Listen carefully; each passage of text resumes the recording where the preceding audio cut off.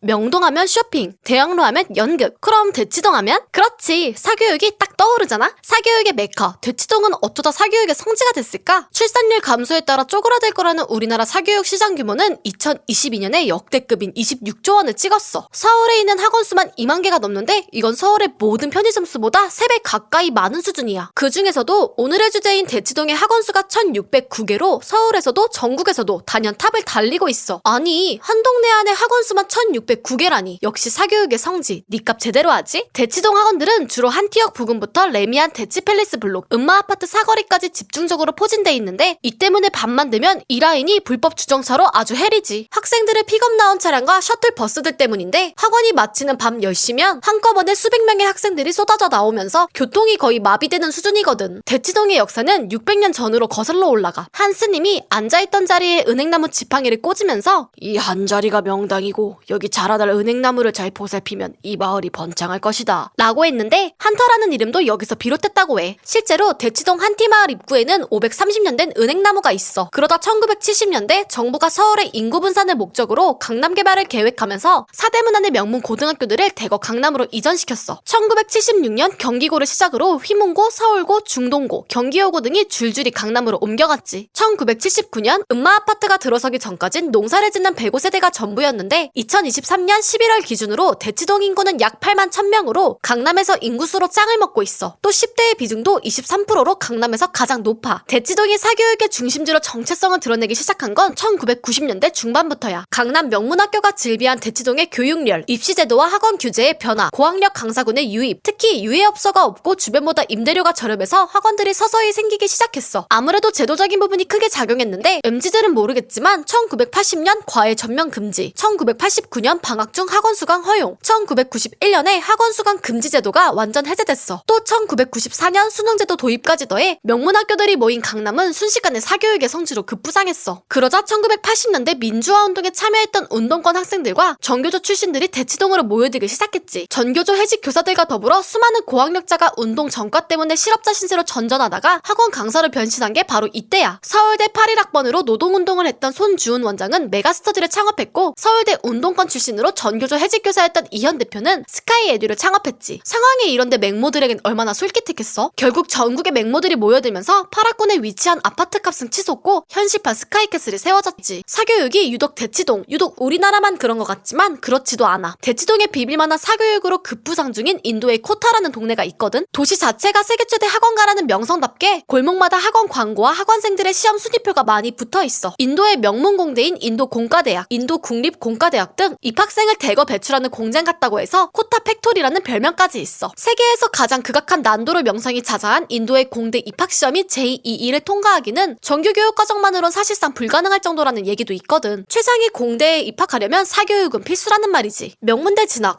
물론 좋지. 하지만 밤늦은 시간까지 학원으로 등 떠밀리는 학생들을 보면 참 안타까운 생각도 많이 들어. 사교육 없이도 모든 학생이 평등한 기회를 가질 수 있는 그런 세상이 왔으면 좋겠다.